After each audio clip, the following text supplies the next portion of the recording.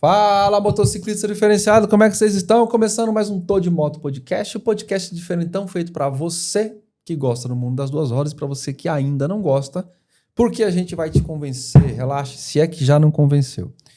Mais do que falar sobre moto e tudo que circunda esse tema, aqui a gente gosta mesmo de colecionar histórias de pessoas que fazem do mundo do motociclismo real. Pessoas que fazem história nesse mundo, pessoas que deixam um legado para o motociclismo nacional e hoje para o motociclismo mundial. Porque você sabe, já viu a chamada aqui, a gente está com um convidado muito especial. Quando eu falo motociclismo mundial, é isso que vocês estão ouvindo.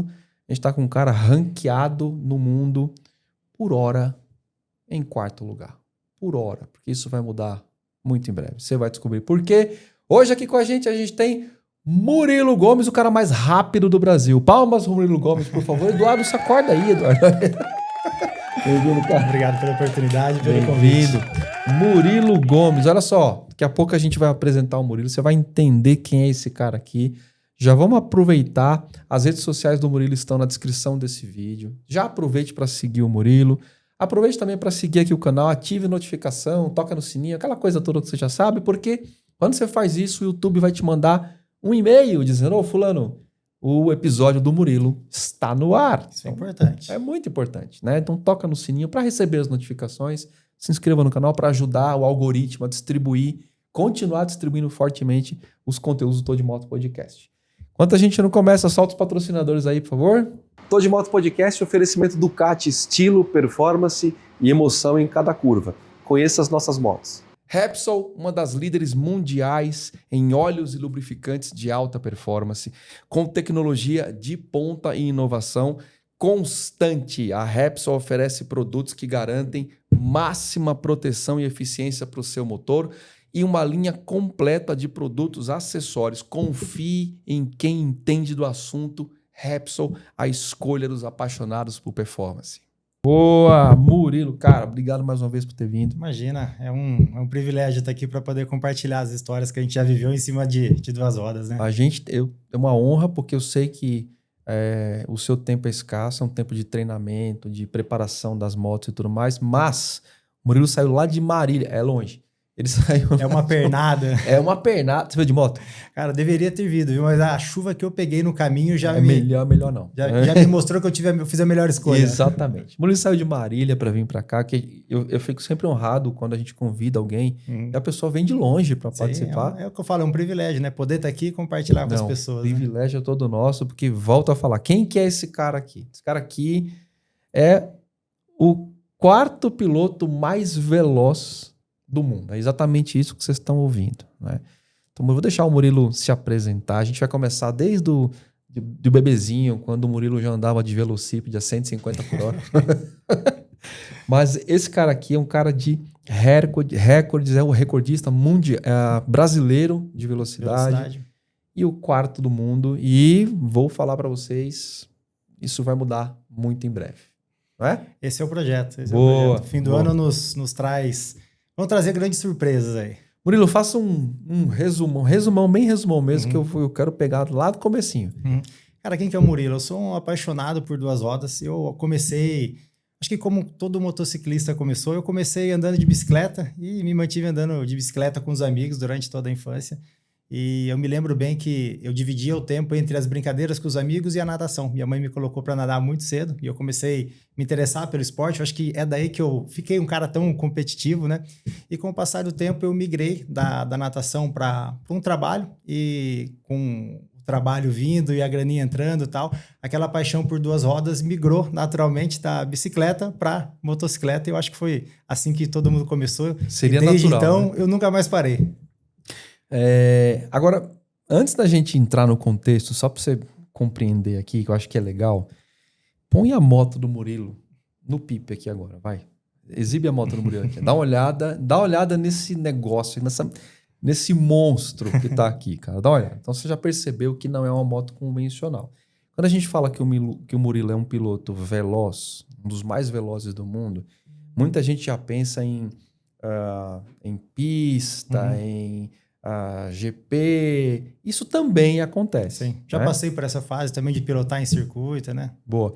Mas não é isso que a gente está falando. Então vamos voltar um pouquinho na entrada do Murilo com esse negócio de moto. Eu entendi o Velovac. Em que momento que você falou, cara, eu curto mesmo pista, Sim. velocidade, adrenalina? Você teve algum incentivo da tua família, do teu pai? Como é que foi isso? Ângelo, quando eu comecei com a minha primeira moto com 14 anos, 15 anos e comecei com uma moto de trilha, uma moto barata que um amigo meu, o Djalma, eu me lembro do nome dele até hoje, ele tinha um milkshake lá em Marília. Eu falo que eu adoro doce, né? Você vê que começou cedo essa história com doce e com moto também. E eu acabei comprando uma moto de trilha dele e comecei a andar na terra. Então, grande parte do meu aprendizado em cima de duas rodas começou com uma base no off-road, que dá uma preparação, uma base muito grande para você poder pilotar também em diferentes tipos de terreno, né? A pilotagem na terra, eu acho que ela é a base fundamental. Quando você olha a maioria dos pilotos de MotoGP, a maioria deles construiu a sua base técnica andando em cima da terra. E eu concordo. E andei durante um tempo fazendo trilha, depois comprei uma outra moto, uma moto de rua. Não tinha habilitação ainda, comecei num tempo que dava para andar lá no interior. Ninguém olhava direitinho. Né? Não que isso sirva como exemplo para ninguém, hoje os tempos são outros, né? E com 17 anos já comprei uma moto de média cilindrada, uma CB500, e andei com essa moto durante 1 ano e meio, depois peguei já uma 900 4 cilindros, e eu me lembro muito bem que o dia que eu fui para o CFC, eu já fui com uma moto 4 cilindros, 1.300 cilindradas. É mesmo, cara? Fui com uma Hayabusa no tempo que eu fiz o meu CFC, podia fazer a prova com a sua moto, e eu fui com a minha moto, a moto da época, eu já trabalhava, já defendia a minha grana, e fui fazer o CFC com uma Hayabusa. Eu olhava assim, quando eu tinha 18 anos, assim, quando eu tinha 17 anos, eu olhava aquela moto na garagem e falava assim, meu, não acredito que isso aqui tá aqui, que é meu, foi eu que trabalhei, não ganhei de ninguém, foi conquistado com meus próprios braços aqui.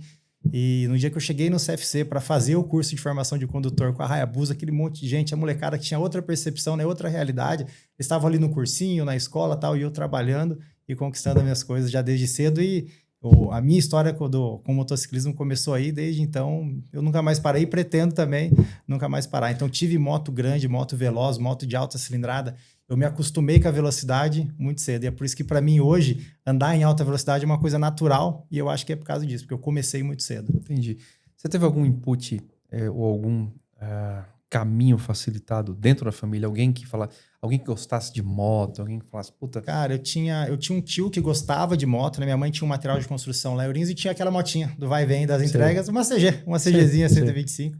E essa moto estava no cotidiano da família, né? Vira e mexe, alguém pegava essa moto como step. Quebrou o carro, CGzinha. Estragou, CGzinha. Entrega, CGzinha. Então, eu comecei a andar de moto com essa CGzinha, eu não sabia. Eu lembro que o meu tio falou, você sabe andar de moto? Eu falei, sei. Vou falar que eu sei para poder andar, né? Não sabia nada. Na hora que eu peguei ali, acelera e solta a embreagem, morri, apaguei a moto todas as vezes que eu tentei. Mas foi aí que eu comecei. Entendi. Agora, Murilo, em que momento dessa história chega a velocidade como objetivo final? Eu entendi a trilha e tudo mais, mas... E outra, não é a velocidade pela velocidade. Não é também só o esporte. Sim. Tem uma predileção por uma condição. Uma condição, que aí eu vou fazer um parênteses aqui, minha. É uma condição que é muito técnica. Né? Vou falar por mim. Né? Eu não lido bem com velocidade. E não é uma crítica, absolutamente. Não é uma crítica, em absoluto. Mas eu tenho uma limitação em relação à velocidade. Você fala assim, pô, já sei, motociclista coxinha. Cara, não. A minha velocidade é a velocidade cruzeiro. Sim. É uma velocidade de passeio. Então, cara, liberando 110, 120, 130, 140 para uma ultrapassagem. Enfim, já cheguei a velocidades um pouco maiores. Sim. Já cheguei numa velocidade ali expressiva já, mas quando eu chego numa velocidade um pouco maior, manter essa velocidade não é uma coisa fácil. A gente conversava sobre o senso de velocidade, né? E ele afeta as pessoas de maneira distinta. Então, você tem uma condição mental, você tem uma condição de fadiga mental, uma condição física, uma série de coisas. Então, cara, eu fico assim, espantado, de verdade, com quem lida bem com o fator velocidade. Minha maior coisa assim, na velocidade é justamente, talvez, como é que eu vou colocar? É o meu medo em relação à família. Sim. Cada um... Aparece um quadro na hora que pinta assim, o negócio aparece e enfim. É porque a velocidade, teoricamente, ela potencializa os riscos, né? Como é que você optou pelo fator velocidade? Cara, eu falo assim com muita facilidade sobre velocidade, porque eu sempre, desde que eu me conheço por gente, que eu tenho as minhas recordações de infância, eu sempre fui apaixonado por velocidade, pela sensação de deslocar o corpo em velocidade. Eu lembro quando eu andava de bicicleta, quando eu morava lá em Ourinhos, eu sempre criava caminhos por onde eu ia, por onde eu me deslocava para ir para os treinos de natação, quando eu era moleque mesmo, 5, 6 anos, eu ia de bicicleta para o treino de natação, né? Eu procurava passar por lugares onde tinha um baixadão para tentar dar a maior velocidade. Eu lembro muito bem que uma época eu ganhei uma bicicletinha, uma Calóizinha Aro 24, que eu coloquei um velocímetro, já tinha um velocímetro digital naquela época, e eu sempre passava por um lugar lá em Ourinhos, quem é de Ourinhos vai lembrar, você que é de Ourinhos está assistindo esse podcast, o baixadão ali do Moreira, de um antigo mercado, que era uma descidona enorme assim, eu sempre vinha voltando do treino e, de pé na bike, para tentar dar a maior velocidade possível, até que um dia a bicicleta chimou, aí que eu descobri que dava para se machucar andando em 2 rodas. Eu também um baita de um tombo lá em Ourinhos, isso aí foi uma outra história, mas eu sempre tive uma tara muito grande, eu sempre fui muito inclinado para tentar fazer a gente andar cada vez mais rápido. Então acho que daí que surgiu essa paixão, e aí conforme eu fui entrando no mundo do motociclismo, eu já peguei moto veloz, eu já peguei uma CB500, que na época era uma moto que dava 200 km por hora.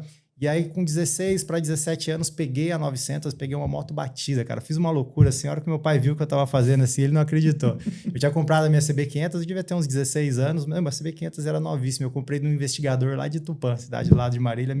CB500 99, roxa, coisa mais linda do mundo. Painel de LED, eu customizei toda a moto. Era o meu xodó.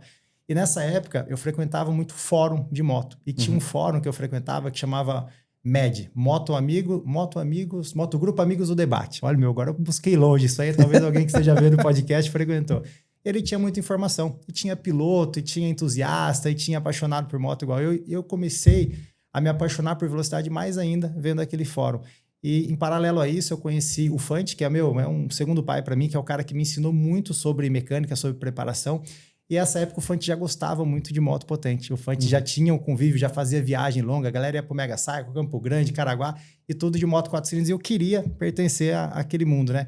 E surgiu a oportunidade de comprar uma moto 900 cilindradas, 4 cilindros, uma RF 900, de um cara de Minas Gerais que tinha tomado um chão numa serra e pegava a minha CB500 no negócio, assim, na orelhada. Para mim, à primeira vista, me pareceu um ótimo negócio, né, Mas se você vê esse estrago que tinha acontecido com essa 900, a moto destruiu, estragou o chassi, frente sumiu e tal. Aí eu fui lá na oficina do Fante, falei, Fante, dá uma olhada nessa moto. Será que a gente consegue pôr de pé? Ele falou, troca a sua moto nessa daqui, traz aqui, que em uma semana, 10 dias você tá rodando. Mesmo? Eu lembro que eu montei na Saveiro do meu pai. Eu e meu pai, a gente foi junto para Minas Gerais, acho que foi Formiga o nome da cidade. A hora que meu pai viu, eu não falei o todo da história, né, que eu tava trocando a minha moto praticamente por uma sucata, minha CB500 zerada por uma sucata. A hora que meu pai viu, eu tirando a minha CB500 zero da caçamba e juntando as peças, as partes da moto, motor para um lado, chassi, frente, roda para outro, meu pai olhou e falou, o que esse cara tá fazendo? Eu falei, calma, que eu tenho um plano. Daqui uns 10 dias, 15 dias, você vai entender o que a gente está fazendo. E o Fante já tinha as peças, a maioria das peças para arrumar essa moto, a gente arrumou ela depois para rodar da maneira como dava, assim, né? Sem carenagem, sem nada. Essa moto a gente pintou de amarela, ela tinha o tanque, um number plate na frente, um paralama dianteiro, não tinha rabeta, e era uma moto Street Fighter, no conceito Street Fighter, que eu via as motos nesse fórum que eu participava, assistia muito, talvez você tenha visto, o Ghost Rider, que era um piloto que, andava em alta velocidade, com moto turbinada e tal, e eu fiz uma moto meio naquele conceito das motos Street Fighter. E andei durante um bom período, um ano e meio, e vim me estruturando para poder trocar de moto. Eu vendi essa RF 900, e com 17 anos eu comprei essa Hayabusa. Andei 10 dias, 15 dias e explodiu o motor da Hayabusa. Bom, peraí. E aí começou. Você tem foto da...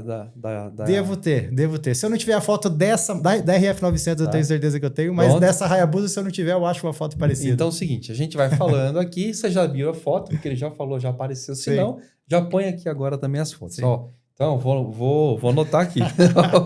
Agora, cara, a passagem pelas pistas, competições, MotoGP, como é que foi isso? Então, antes de tirar a carta, em Marília eu lembro que teve uma corrida de arrancada.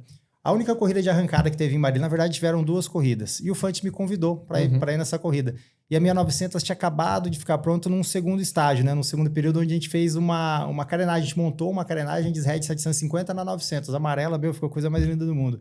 E no dia que ficou pronta a carenagem da moto, no dia seguinte tinha uma corrida de arrancada em Marília. E foi aí que eu participei da minha primeira corrida de velocidade ou de arrancada quando eu tinha meus 17 anos ali. E o Fante, nesse evento, nessa corrida, tava com uma SRT 750 e eu com essa RF 900. A gente deu várias passadas lado a lado ali, ele me ajudando e eu tentando fazer a moto andar, que eu queria ganhar dele de qualquer maneira. E no fim a gente deu, dezenas de passadas lá. E uma ele ganhava, outra eu ganhava. E a minha vida no mundo da competição, ela começou aí com 17 anos numa prova de arrancada. Sensacional. Mas não teve passagem de pista, MotoGP, essas coisas? Teve alguma história? Eu tive um período onde eu vinha para São Paulo fazer track day. Aí eu tinha um amigo aqui de São Paulo, que inclusive é um cara que criava conteúdo, o Ricardo, e ele me convidou para vir uma vez num track day aqui em São Paulo, em Interlagos. Cara, a gente não tinha curso de pilotagem, não tinha nada. Eu sei que a gente conseguiu se inscrever num track day, e nesse primeiro track day que eu vim, eu já tinha uma outra moto, tinha uma ZD1000. Eu tomei um baita de um chão, destruí minha moto, estraguei. No track day? Não me machuquei. Um dia antes eu fui no centro, tinha comprado macacão, eu esgotei tudo que eu tinha em equipamento de proteção e foi a melhor coisa que eu fiz. Só que não sobrou grana para colocar um pneu compatível com o uso de circuito e usei o pneu que vinha na moto. A moto era praticamente do ano, né? O pneu praticamente não tinha quilometragem nenhuma. E confiei no pneu que vinha na moto, mas a gente não tinha um entendimento ainda de que o pneu para circuito não bastava ser o pneu que vinha na moto, mesmo sendo um pneu com composto mole. Ele tinha que estar na calibragem certa, ele tinha que estar na temperatura certa, a moto tinha que estar na geometria certa.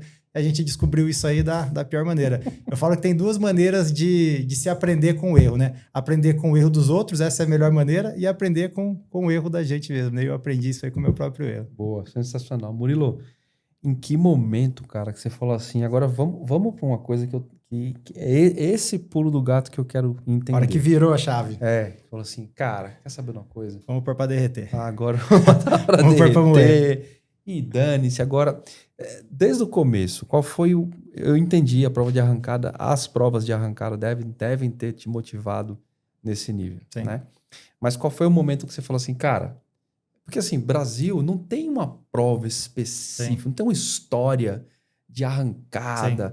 Não tem. Qual foi o momento que você falou assim, cara, eu quero competir com isso? Acho talvez que não tenha nem competição oficial disso, né? Hoje tem competição oficial. No Brasil. Tem vários organizadores que fazem as competições. Só que é um esporte que não é tão divulgado. Eu comecei a criar conteúdo sobre provas de velocidade desde 2019. Desde então, a categoria cresceu bastante, tanto para carros quanto para motos.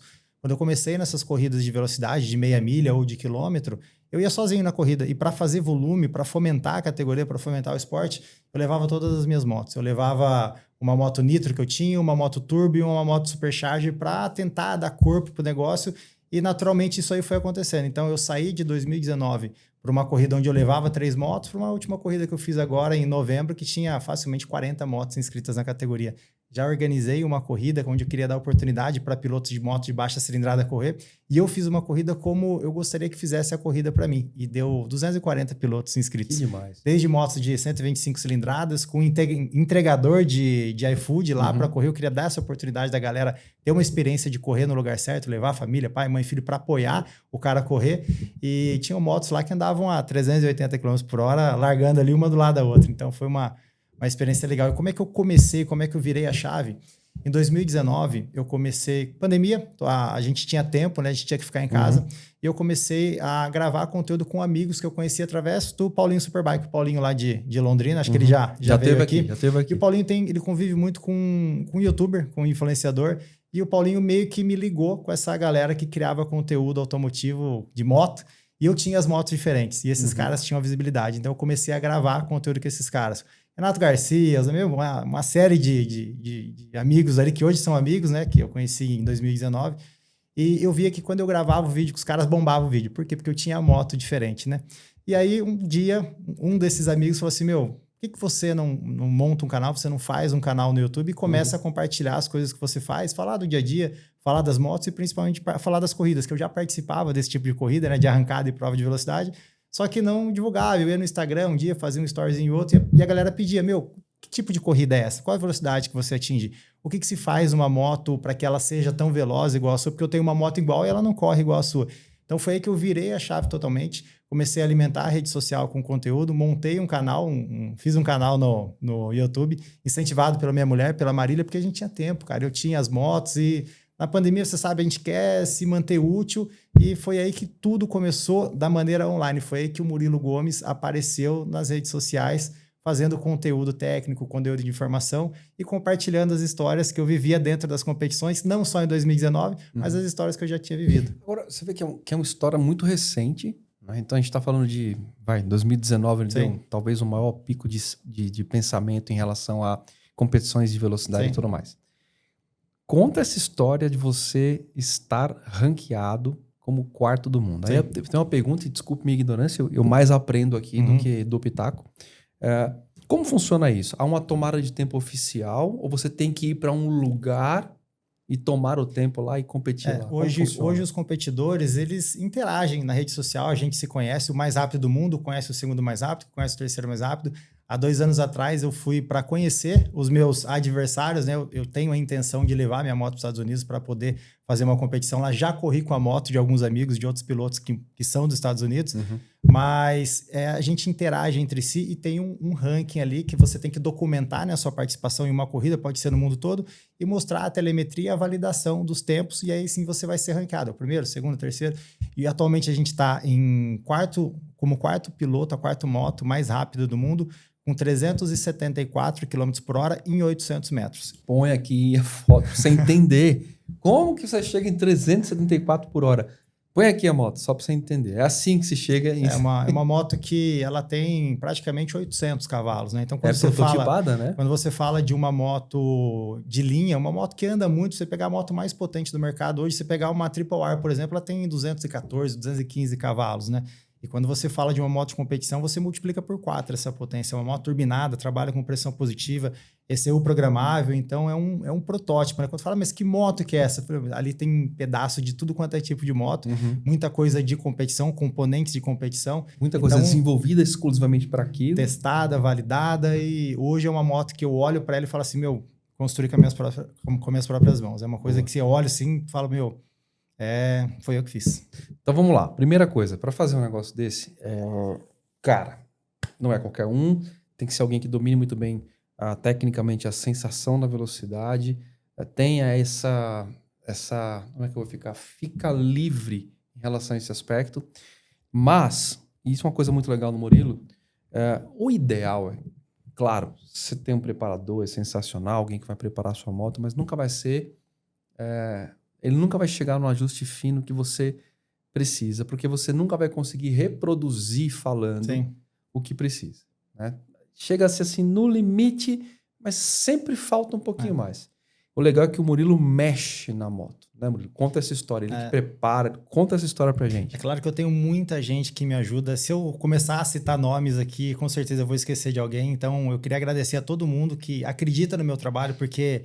é um trabalho complexo, é um trabalho perigoso, é um trabalho arriscado e todos os elos da corrente, eles têm que estar fortes para, no fim, isso fazer sentido. Então, é uma moto que, eu falei para vocês, ela tem 4 vezes a potência de uma moto original, mas um componente na moto é muito importante. É um componente que eu falo que é um sensor, que sou eu, em cima da moto. Então, muitas vezes, o piloto, pelo melhor feeling, pela melhor comunicação que ele tenha com o time de engenharia, com o preparador dele, ele não consegue passar 100% das sensações que ele tem em cima da moto. Então, o melhor dos mundos é um piloto que tuna a moto, é um piloto que constrói a moto, é um piloto que mexe na engenharia, na geometria da moto. Então, quando você consegue agregar tudo isso debaixo de uma pessoa só, você tem um caminho muito mais curto para chegar no objetivo, porque...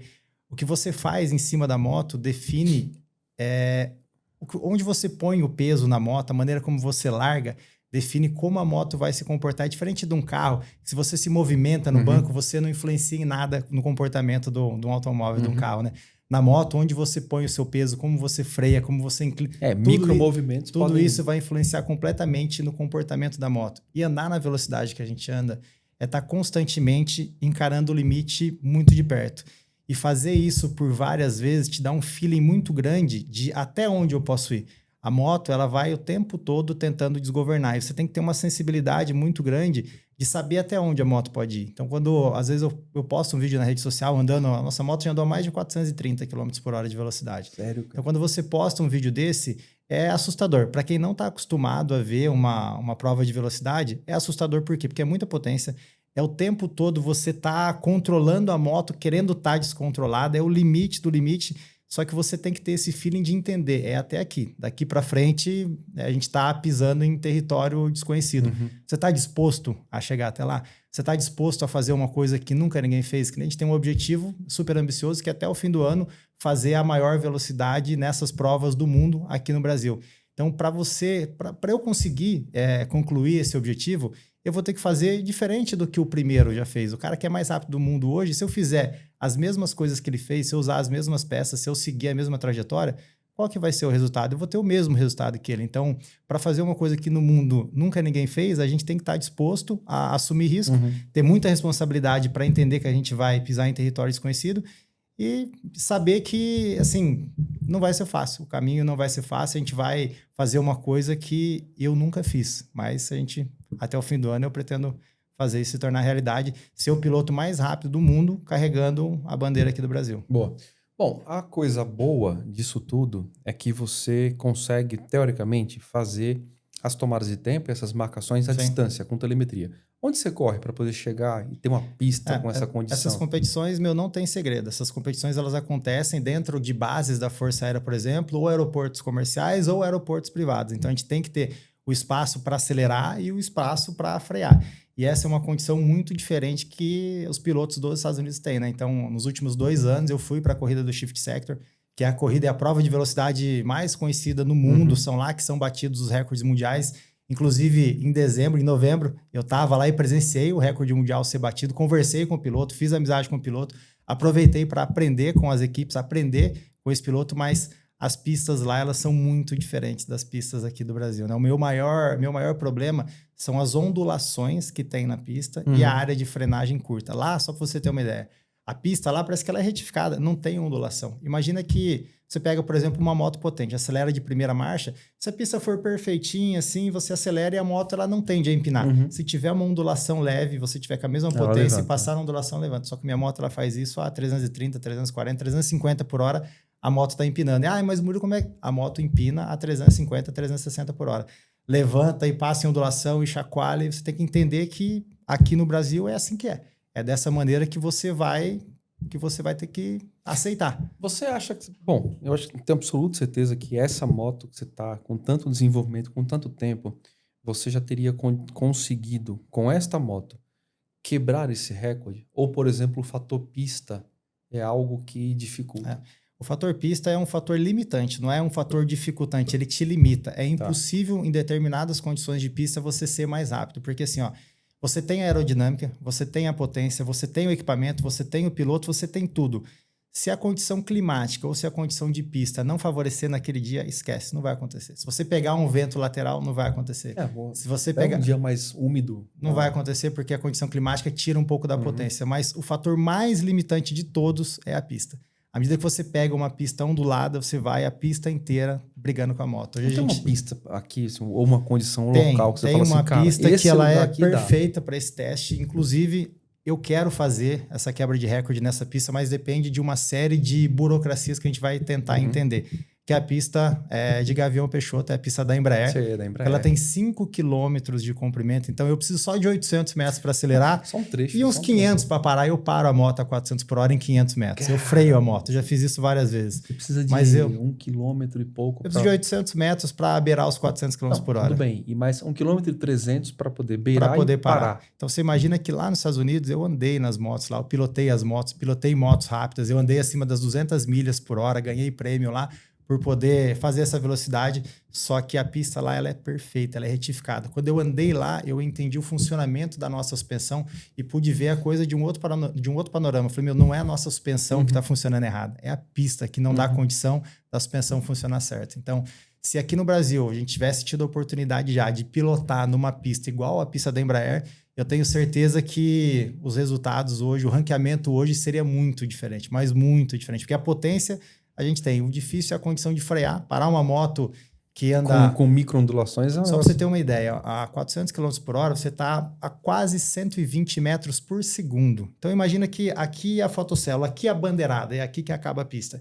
eu nunca vou poder passar na fotocela tirando a mão. É cabo enrolado, é mão na bomba, porque se eu tiro a mão a 400 por hora, em meio segundo a moto baixa a velocidade para 370. Então, eu nunca passo a fotocela desacelerado. Então, eu acelero em cima da fotocela, passo, isso aí eu já perco mais ou menos um segundo. Então, eu já tenho menos uns 120 metros para frear. Então, a condição de frenagem é muito absurda. A força G na frenagem é muito maior do que a força G na aceleração. Por quê? Porque a maioria das pistas que a gente corre aqui no Brasil, elas têm uma área de frenagem pequena, com exceção dessa pista da Embraer, que eu nunca tive a oportunidade de correr. Mas você já pediu lá para... Cara, o organizador que faz essa corrida, ele não permite moto correr lá. Por uma questão de burocracia, seguro da pista, enfim. A gente quer uma hora entrar em contato com alguém que tem acesso dentro da Embraer para poder validar esse recorde aqui no Brasil. Porque se a gente não conseguir fazer um teste, uma validação de recorde nessa pista, a gente vai ter que fazer uma exportação temporária da moto, mandar a moto para os Estados Unidos e bater esse recorde lá. Mas eu não quero lá, eu quero fazer aqui. Eu ia te perguntar isso. Se em algum momento você já pensou em levar essa moto para fora. Sim. O custo deve ser enorme, logística, enfim. Assim, a gente tem um projeto pronto para fazer a exportação temporária da moto, a gente já tem todo o caminho, a gente tem pessoas que estão nos apoiando, só que o fator limitante é o custo. Então, falta a gente ter algumas empresas que acreditam no trabalho, uma empresa que pode tirar proveito de fazer um marketing em cima, de ter um piloto patrocinado por uma empresa que tem dentro ali dos patrocinados o piloto, a moto mais rápida do mundo. Então, isso é uma coisa que a gente pretende fazer até o fim do ano e deixa o convite aberto para empresas que vejam isso como uma coisa que faz sentido, que possam explorar de maneira compatível, que imagina você ter o piloto mais rápido do mundo sendo patrocinado pela sua empresa, é uma coisa grande. É uma coisa grande. E esse ano não passa. Até o fim do ano a gente vai ter que concretizar esse objetivo, seja aqui no Brasil, seja uma pista aqui no Brasil, seja a pista da Embraer. Em Brasília tem uma pista longa também que dá para tentar, só que é no aeroporto comercial. O Leandro Melo já conseguiu essa oportunidade, foi validado o recorde dele pelo Instituto Mauá. Só que, adoro o Leandro, é muito meu amigo, respeito demais, é um cara que, é brother. Só que a velocidade que ele atingiu lá em 2 km, eu atingo praticamente em 300, 400 metros. Então, assim, a gente já passou muito mais rápido do que é o recorde brasileiro homologado por um instituto, né, de medição. Só que falta a oportunidade de correr nesse lugar e ter toda a validação do recorde junto com a gente. Uma coisa importante. Por que... como é que eu vou falar? Tá, eu compreendo a questão de não ter, talvez, muita prova, ou talvez não ser uma categoria tão conhecida como uma própria categoria de pista. Sim. Eu compreendo, né? Mas na minha cabeça é uma coisa muito mais emocionante. Porque você vê uma prova de arrancada, você vê intenso, né? Você vê do começo ao fim, você consegue enxergar a prova inteira, você consegue enxergar a passagem da moto em velocidade. É uma prova que tem uma condição de contenção ali talvez um pouco melhor. Você não tem uma pista muito grande para fazer isso. Por que a coisa não se desenvolve aqui no Brasil? Assim, porque eu vou colocar mais um pouquinho. Cara, uma vez eu fui numa prova de dragster nos Estados Unidos. Não, é cultural. Que negócio louco, cara. Sim. Pais, filhos, comida, trailer, todo mundo. Cara, a galera gosta de ver potência, motor. E aí eu vi a prova de dragster e vi uma categoria dragster Harley Davidson. Sim. Eu vi as motos com aqueles e aqui tensores. No Brasil tem corrida só de Harley Davidson, né? Que se eu não me engano é a Liberty e tem mais uma corrida. A Gumps, a gente cobre a Gumps. Mas é assim... Gumps Drag Race. A Gumps Drag Race. Mas, cara, lá é um negócio cultural. É outra proporção. Né? Então, por que a gente não consegue ter o apoio para uma categoria específica, motos de desenvolvimento? Isso está mudando com as próprias corridas, com a Gumps e tudo mais. A galera está preparando moto, está ficando legal. Mas por que a gente não vê isso assim bombar no Brasil? Eu acho que é uma combinação de fatores. E isso parte do próprio piloto mesmo, do piloto se mostrar de uma maneira mais profissional, da oficina e da preparadora se estruturar para mostrar para as empresas, para se mostrar de uma maneira mais profissional. Porque o que vai fazer o esporte crescer é o apoio de marcas, é o apoio das empresas. Porque são esses caras que, no fim das contas, eles pagam as contas. Então, se você vai numa corrida, por exemplo, de arrancada de carro aqui no Brasil, já está muito mais avançado. E hoje a gente corre nas mesmas corridas onde correm as provas de carro, né? Então, tem a categoria de carro, tem a categoria de dragster, tem a categoria de Pro Mode e tem a categoria motos também. Então, o esporte está crescendo. muito no embalo das categorias de carro. Então, hoje, por exemplo, você vai numa corrida de arrancada de moto, por exemplo, aqui no Speed Itatiba, você vai no Velopark. Que é uma pista muito legal. Sim, inclusive, esse fim de semana eu estou indo para o Velopark, um dos nossos patrocinadores, que é a Feltec, que faz esse seu programável, que controla todas as funções da minha moto, comprou um autódromo. Isso aí vai fazer muito bem para a categoria também. A gente vai ter oportunidade de validar muita coisa, de testar muita coisa lá no Rio Grande do Sul. Então, eu acho que é uma combinação de fatores. Tem empresas que acreditam no trabalho porque alcance a gente tem. Eu abro o meu celular aqui para você. Em média, hoje eu atinjo mais de 30 milhões de contas em 30 dias. Então, todos os dias no nosso Instagram passa mais de 1 milhão de pessoas que têm interesse em corridas de velocidade, em corridas de arrancada, em conteúdo técnico, interesse em motociclismo. Então, eu acho que falta um pouco das marcas verem esse potencial, entenderem esse potencial, porque as corridas elas têm público. Você pega uma live de arrancada hoje, por exemplo, você pega uma corrida do Armagedon, uma corrida que eu já participei, uma corrida de carro, mas a gente já fez uma participação com motos lá. São 100 mil pontos simultâneos. Que categoria no Brasil que consegue colocar 100 mil pessoas numa live? Me fala.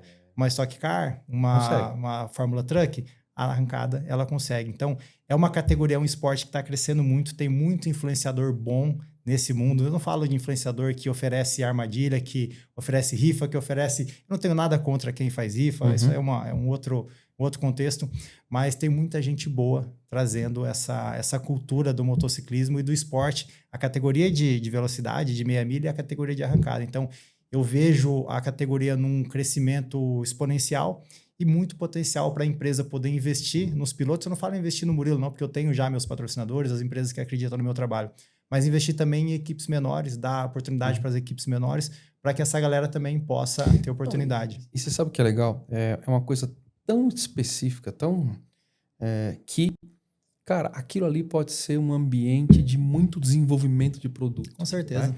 Então, as motos têm esse condão de performance, as motos estão vindo com essa cara de performance. O foco das montadoras talvez não seja a velocidade. Sim. Algumas motos, sim. Mas eu não conheço nenhuma montadora com moto de alta cilindrada cujo foco não seja entregar performance. Sim. Então, para testar isso, você tem que ter um P&D muito forte. E esses ambientes extremos, eles mostram ideal, muita coisa. Sim. Eu vejo que hoje as montadoras, as fábricas, as empresas, elas têm o recurso disponível para poder incentivar o esporte, para incentivar os atletas. Falta os próprios atletas se mostrarem de uma maneira mais profissional, onde eles possam oferecer uma contrapartida justa, um ambiente agradável, um ambiente familiar de competição, onde o patrocinador, o apoiador, ele possa mostrar os produtos dele, oferecer uma experiência com os produtos dentro da competição. Imagina uma marca grande de moto hoje, dentro de um evento, uma competição de moto que tem 220 inscritos e todos os familiares e todo o público desses 220 pilotos. Porque hoje, todo piloto, ele é, teoricamente, um criador de conteúdo. Ele tá lá, tá com o celular ligado, tá falando, tá compartilhando. E é um ambiente saudável, onde a família apoia o piloto. Porque que pai, que mãe, que gosta de ver um filho sair para a estrada no fim de semana e sabe o que o filho vai fazer. Vai correr na rua, vai andar na serra, vai arrastar o joelho no chão. Imagina levar a família para ver você fazer isso aí num lugar seguro.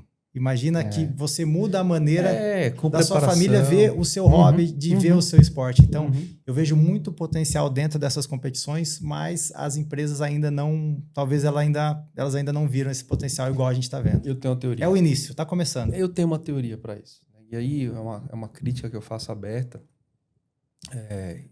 e serve para você, né, que é influenciador. Tá tudo bem, não tem problema, tá bom? Eu procuro aqui sempre fazer essa divisão entre o atleta, e o Murilo é um atleta, né, e o influenciador, o cara que não é atleta, é o cara que cria o conteúdo. E tá tudo bem, esse é o mundo, né? Tá tudo certo. Agora, eu falo que assim, o que danifica essas oportunidades de crescimento de categorias, de pessoas, de atletas e do próprio influenciador é essa história de trocar o conteúdo por qualquer coisa. Eu falo isso direto. Então, vale assim, tudo, né? Eu vale tudo. Então, assim, cara, eu vou te dar vou te dar uma camisa, você faz 5 stories pra mim e não sei o quê. Não é isso. No final das contas, a gente tem que valorizar o trabalho, a gente tem que valorizar a criação. O trabalho de criação é um negócio muito sério, né? E, cara, todo mundo precisa ser remunerado. Então, a minha teoria é que a partir do momento que o próprio influenciador fala... Se valorizar, né? Cara, legal, o capacete é bacana, né? A jaqueta é bacana, a bota que você está me dando é bacana, mas isso não fecha a conta para eu continuar produzindo. Sabe o que acontece? Hoje, nós somos profissionais da criação de conteúdo. Eu vivo da criação de conteúdo. O meu trabalho é gerar informação e conteúdo para que eu possa agregar ao seguidor que tá vendo ali. Eu fiz agora um story e mostrei como você pode engajar na sua rede social, porque tem muito criador de conteúdo que vive reclamando da rede social. O Instagram não mostra meu conteúdo. E o Facebook não mostra meu conteúdo. Meus vídeos no YouTube não bomba. Não bomba porque você está trabalhando de maneira errada. Você tem que pensar em fazer um conteúdo que você gostaria de assistir. Se você não está a fim de assistir os seus próprios vídeos que você faz para o YouTube, se você não gosta de ver os seus stories, se você não se diverte vendo os seus stories, se os stories que você faz não acrescenta na vida de ninguém, por que alguém vai querer consumir o seu conteúdo? Então, o que a rede social quer hoje, e a rede social ela muda a todo momento. O que a rede social quer hoje é interação. A gente tem que interagir. Eu tenho que postar alguma coisa onde o meu seguidor, a pessoa que acredita no meu trabalho, ela interaja comigo. A pessoa te faz uma pergunta, você vai lá e responde. A pessoa te dá um bom dia, você vai lá e interage com ela. Numa competição, você faz um convite para os seus seguidores irem. Num evento, os seus seguidores eles vão. O patrocinador ele quer ver isso. Ele quer ver se você tem interação com o público, se você está engajado com o público e o que você gera de conteúdo gera valor e gera interação. É isso que a rede social quer e é isso que o patrocinador quer. Boa, maravilha. Murilo, sentar numa moto com essa velocidade, com essa característica de geometria, enfim, não é para qualquer um. É um negócio muito técnico e exige mais do que sentar e acelerar. Isso é uma coisa que também as pessoas têm que entender, né? Como é que é a rotina de preparação física? Como é que você se prepara mentalmente para poder atingir essa velocidade, se manter nessa velocidade? Qual que é o nível de exigência da mente, do corpo? Como é que é feito isso? Isso é um trabalho, Ângelo, que não começa do dia para a noite, né? Eu vou me tornar um piloto de prova de velocidade. Porque tem uns caras que já estão... Você é extremamente rápido, né? Às vezes eu tô numa competição assim, o cara chega, mas se der na minha mão a moto, eu vou ser mais rápido, porque às vezes eu sou menor do que o Murilo, eu sou mais leve e tal. Mas a hora que a moto pôr a potência no chão, a hora que vier 700, 800 cavalos ali no meio das suas pernas, eu quero ver se você vai estar preparado para responder o que a moto pede de uma maneira rápida. Então, o que eu procuro fazer é fazer o que eu faço a vida inteira, para que isso se torne uma coisa automática. As coisas que a moto, as reações que você tem que ter em cima da moto, elas não passam por um processamento de dados, elas são todas instintivas. Então, para que você tenha as respostas com o corpo, as respostas com o acelerador de maneira instintiva e não tenha que passar por um processamento, porque não dá tempo do processamento. O que a moto faz, você tem que reagir na hora. A única maneira de se tornar uma coisa natural é fazer muito, é fazer a vida inteira ou treinar muito. Então, sempre que eu posso, eu tô em cima de uma moto. Esses dias eu fui ver um carro, tô construindo um trailer de equipe, uma estrutura igual à estrutura que os pilotos têm nos Estados Unidos, junto com um grande parceiro meu, que é a Ultra Rebox. A gente tá fazendo uma coisa que no Brasil nunca ninguém fez, que é misturar estrutura de competição com estrutura de acomodação, um motorhome. E eu fui ver uma picape esses dias lá em Brasília. Eu poderia montar num avião e ir para Brasília e voltar rodando com o carro, né? Não, eu fui de moto. São 2.500 quilômetros de moto, porque eu tenho que passar o maior tempo possível em cima de uma moto. Não é uma moto rápida, não vou correr na estrada. Só que quanto mais horas de voo você tem em cima de uma máquina, que por mais que seja diferente a potência, a maneira de guiar tudo, quando você está em cima do mesmo veículo, entendendo o equilíbrio, a geometria de uma moto mais simples, uma moto mais básica, uma menos potente, isso aí vai ajudar você a controlar a moto mais potente. Então, sempre que eu tenho oportunidade, eu tô em cima de uma moto. O que você sente, cara, quando você tá ali Vamos colocar 300. Quando eu tô em cima de uma moto, eu tenho que ser preciso, eu tenho que ser perfeito, eu não posso errar. Quando eu tô numa condição dessa, eu tenho plena consciência de que a 430 km por hora, a gente não tem margem para erro. A gente não tem uma segunda chance ali. Eu uso o melhor equipamento que existe no mundo.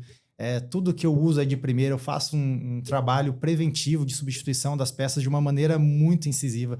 Vai muito recurso, vai muito trabalho, vai muita grana para poder fazer a moto ser segura. Por exemplo, a corrente da moto. Quantas vezes eu troco a corrente da moto? Durante um ano, durante 6 meses, eu troco a corrente todo dia de corrida. O pneu é um pneu novo em cada período de corrida. Um pneu que já andou acima dos 380 km por hora, ele não roda 2 vezes. Eu troco o pneu. Então, a gente leva muito a sério a segurança, porque a essa velocidade a gente não tem espaço para erro. A 430 km por hora você não tem uma segunda chance. Se não for o seu dia, não vai ser. Mas a gente faz de tudo, eu faço a minha parte, eu não negligencio a manutenção preventiva, eu faço a manutenção da minha moto, eu não confio em mais ninguém para fazer a manutenção da moto, porque assim, a hora que tá ali numa puxada, sou eu e a moto, não tem mais ninguém. Sou eu, a moto e Deus protegendo. Então, eu tenho que ter a plena certeza de que eu fiz tudo e não pulei nenhuma etapa. O meu trabalho ali, ele vai ter que ser um trabalho consciente, porque é um trabalho. Eu não estou ali me aventurando para ver o que vai dar. Eu tenho certeza que na hora que eu largo, lá no fim vai dar certo. Murilo, sabe o que eu gosto de perguntar? É uma curiosidade que eu tenho, já perguntei para algumas pessoas. Se é resistência que você procura, a Saxon entrega. 100% nacional, feita por aventureiros, para aventureiros, alforjes, malas, mochilas 100% impermeáveis, preparadas para qualquer terreno e para qualquer desafio. Robustez, qualidade do Brasil para o mundo. Saxon. Wurth, uma gigante do setor químico, uma indústria que traz uma série de benefícios para o seu dia a dia enquanto motociclista, como, por exemplo, o reparador de pneus, que é algo que vai te tirar de muito perrengue por aí, o limpa viseira, que é esse produtinho azul aqui que eu adoro, que deixa a viseira completamente limpa, livre de gorduras, isso é muito importante, e o Water Off, que vai trazer uma hidrorrepelência, ou seja, ele tem a capacidade de tirar a água quando você toma aquela chuva na viseira. Isso aqui também é fundamental. Então, Wurth, muito obrigado por estar aqui com a gente e por apostar no Tô de Moto. Vamos lá. Hollywood, ela romantiza muito a questão da velocidade e a questão da passagem de um certo ponto de velocidade, né? Então, a gente tem N filmes onde, a partir de uma certa velocidade, o personagem vê completamente tudo diferente. Ele vê luzes, ele vê tudo mais lento, ele vê não sei o que lá. Cara, o que você vê a partir de 350, 400 por hora? Cara, isso aí qual que é o ponto de visão? Acontece alguma coisa mágica ali? Cara, isso é tudo romantização de filme, isso não existe. O que acontece, as sensações ali acima dos 400 km por hora são sensações iguais às que a gente tem a 300, que são parecidas com as sensações que a gente tem a 200, só que tudo acontece de uma maneira muito rápida. Por isso que eu falo que a gente tem que treinar muito para condicionar a mente a entender essas sensações de uma maneira muito rápida. Mas não tem essa de túnel, meu 300 por hora tem um túnel, não acontece nada disso. Quando eu estou em cima da moto, eu tenho uma câmera que está filmando o meu olho, está filmando a frente, eu tenho 2 câmeras 360 na moto, tenho câmera nas rodas, na suspensão, eu tenho logs visuais do comportamento de suspensão e chassi da moto para poder depois entender como que a moto está se comportando nessas situações. E quando você pega a câmera que está filmando o meu olho, você vê que eu olho muita coisa na moto. Estou concentrado em muita coisa. Então, são 13 segundos de passada, eu acelero de 0 a quase 400 km por hora em 13 segundos, só que eu entendo aquilo lá com uma passada de 2 minutos, porque você fica sempre atento aos mínimos detalhes. Você tem que maximizar ao máximo o seu campo de visão, você tem que aumentar a resolução de tudo, você tem que ter uma atenção extrema para perceber os mínimos sinais que a moto te mostra, interpretar isso e reagir de uma maneira rápida. Não tem essa de túnel, de luz, não. As coisas elas só chegam muito rápido mesmo. O cérebro é sensacional. A gente se adapta, né? O corpo humano se adapta a tudo. Ele entender toda aquela situação, micromovimentos, cara, eu acho isso assim um negócio incrível. O que está faltando? Primeiro, antes de eu ir para essa pergunta, eu queria que você descrevesse a moto para a gente. Ela é um protótipo. Muita gente tem a curiosidade de falar assim, mas por que ela é tão veloz? O que ela tem que torna aquela estrutura veloz? Aí vamos colocar a primeira foto de novo aqui, ó, do monstrinho do Murilo. O Baleião. Como é que é o nome da moto? É o Baleião. É o Baleião.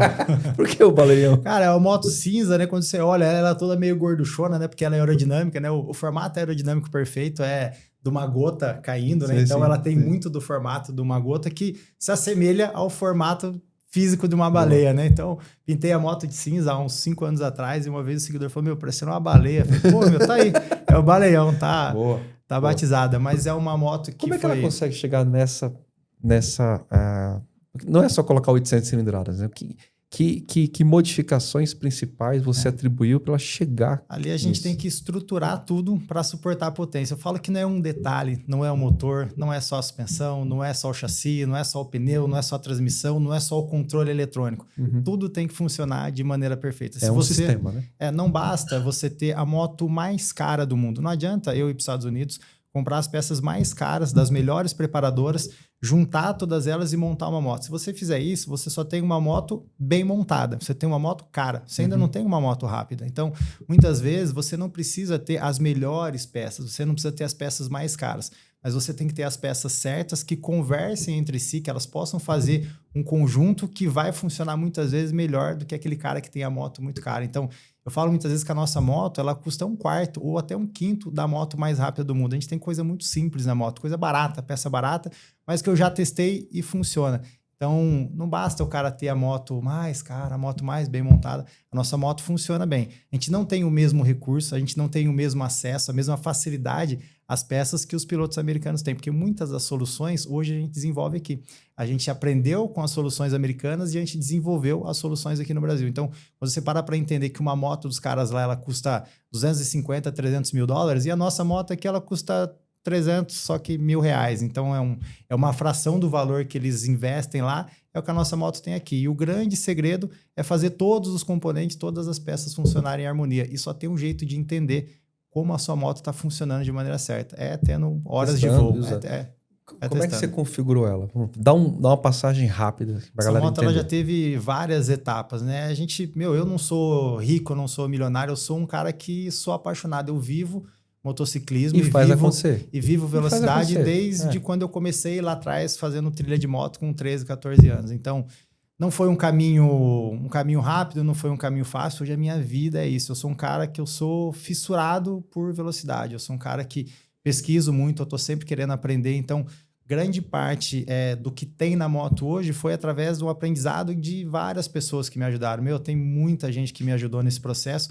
E o aprendizado com informações de várias pessoas. Hoje eu tive a oportunidade de viajar para fora por algumas vezes e aprender. E isso aí encurta muitos caminhos. Sempre que eu vou numa competição, eu não vou lá para fazer um story, eu não vou lá para criar um conteúdo vazio, eu vou lá para aprender. E essa é a melhor maneira de encurtar os caminhos. Então, eu vou para as competições, eu entendo as peças que os pilotos usam, eu entendo as soluções que eles têm lá.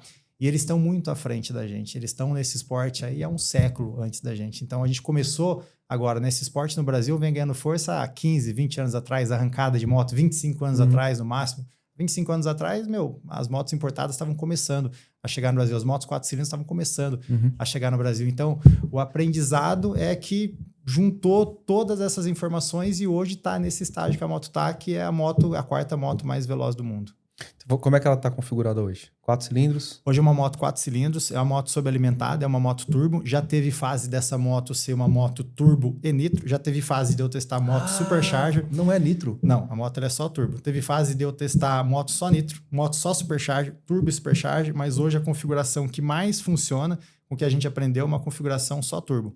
É uma moto que anda com combustível de competição, uma moto que anda com metanol.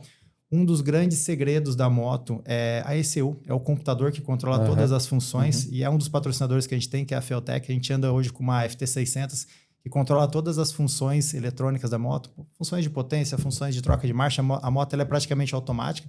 Você só engata a primeira, todas as outras marchas elas trocam sozinho. A gente tem uma configuração de amortecedor que é importada, que é Penske. A gente tem uma configuração de balança que também é importada, que é a DME, que é um patrocinador que a gente tem nos Estados Unidos. A gente tem uma embreagem que também é importada, uma embreagem da MTC, que é um patrocinador que a gente tem americano também, e várias soluções que a gente desenvolve aqui no Brasil. Hoje eu tenho um cara do lado da sede do meu canal, que eu tenho um barracão hoje de 400 metros quadrados, onde a gente tem toda a infraestrutura para desenvolver isso. E eu tenho um grande parceiro que é o Richardson, da RSI, ele é fabricante de slider, ele faz os melhores sliders do mundo. Esse cara ele tem assim, uma capacidade de desenvolvimento técnico assim, que é fenomenal. E eu peguei esse cara para mim. Então, a gente passa o fim de semana na sede desenvolvendo soluções, suportes, que a gente faz tudo 100% usinado em alumínio ou em alumínio forjado, alumínio billet, para poder economizar um pouco, em vez de comprar a solução pronta dos Estados Unidos, dos patrocinadores que a gente não tem. Um dia eu ainda vou ter. A hora que a gente for no número 1, a gente vai ter esses patrocinadores. Vai, com certeza. Mas a gente acaba desenvolvendo muita solução aqui no Brasil através dessa parceria que eu tenho com o Richardson. Então, muita coisa que você olha na moto assim, fala, caramba, meu, que coisa mais linda. Não é só rápida. Hoje a moto, ela é muito bonita de olhar. Os componentes, a qualidade dos componentes, a maneira como são dispostos os componentes, é muito bonito, mas não foi sempre assim. No início tinha muita peça de aço, soldado e feita artesanal, e dava o acabamento como dava, e sprayzinho não. Hoje você olha a moto e fala, caramba, é muito profissional. Quando você para olhar a nossa moto, o nível de organização, o nível de carinho, cuidado, zelo com as peças, você olha a moto americana, a nossa moto é visualmente muito mais bonita. Por mais que ela seja mais barata, o valor investido na moto é muito menor. Só que a hora que você olha, até os pilotos americanos, eles olham os vídeos da nossa moto, porque tem muito piloto dos Estados Unidos de olho na moto. A moto ela vem crescendo em velocidade, em ranking de uma maneira muito ascendente. Nessa última corrida, eu já percebi que os pilotos, eles meio que, não vamos mostrar tudo, porque o cara, ele tá vindo para cá. E quando você para olhar a moto assim, ela já se apresenta de uma maneira muito profissional.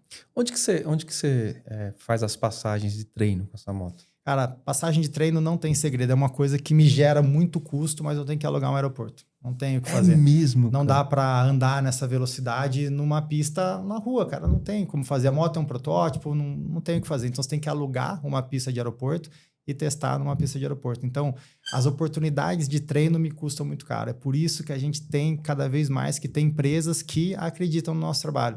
Para fazer da maneira certa, para treinar no aeroporto, para não ficar andando na rua fazendo loucura. Você aluga um aeroporto, velho? Como é que aluga um aeroporto? Você aluga o aeroporto por hora. Se eu te falar o valor que custa uma hora do aluguel de aeroporto, hoje eu tenho, graças a Deus, os parceiros, eu preciso de mais gente, mais empresas que acreditam no nosso trabalho, mas eu tenho os meus parceiros que estão por trás que fazem isso ser realidade. Então eu tenho o aeroporto lá de Marília, por exemplo, que por diversas situações eu já consegui alugar. A cidade inteira sabe o dia que eu tô treinando, porque o barulho da moto, cara, ele que doideira ele é ecoa essa? pela cidade toda, mas a gente precisa de mais oportunidades para treinar. Eu quero ver isso aí, cara. Vai ser convidado para o próximo treino. Eu quero e eu te falo assim, aí, você ter oportunidade de ver, dependendo do lugar que você estiver na pista, você vê uma moto turbo gerando 800 cavalos e o ronco, o barulho, a experiência sonora é diretamente proporcional à potência que você gera. Então, você vê, às vezes, uma moto vindo com 200 cavalos a 300 por hora. É uma percepção surreal. Já é bonito. Agora, você multiplicar a potência por 4 e multiplicar esse som misturado com o barulho de uma turbina, soprando pressão positiva dentro do motor e vindo em sua direção a 400 por hora, é uma experiência que é difícil de descrever. Eu nunca vi, eu vejo de outra perspectiva. Eu vejo de cima da moto. Mas todo mundo que está na corrida, a hora que eu vou para uma passada, é assim, impressionante, é celular ligado para todo lugar, é gente querendo se posicionar nos melhores lugares da pista, porque vai ser uma coisa diferente, vai ser uma coisa que você nunca viu. Você vê uma moto passar 400 por hora na sua frente, é uma cena... eu nunca presenciei, eu presenciei de outro ângulo, mas quem viu fala que é marcante. Eu imagino que no momento do treino, também deve ficar cheio lá. Não, é animal. Essas corridas, elas acontecem normalmente um dia só, ou só no sábado, ou só no domingo. E muitas vezes a gente tem uma proximidade com a organização, a gente consegue fazer uma parcialzinha, uma acelerada ali de 200, 300, 400 metros, que é a parte mais importante da pista, que é onde a gente tem a maior dificuldade de tração. E nesses momentos onde a gente está treinando, até a infraestrutura de pista, a galera que está trabalhando para de fazer o que está fazendo para ver a moto passar. É uma experiência marcante. Cara, que doideira isso aí, cara. Bom, enfim...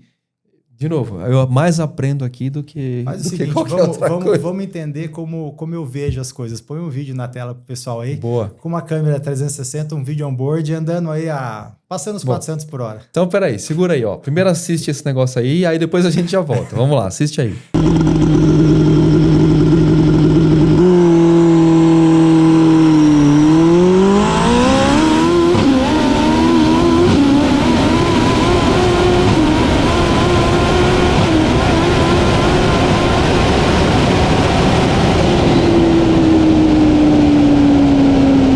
Entendeu? Entendeu qual que é o problema? Entendeu o problema?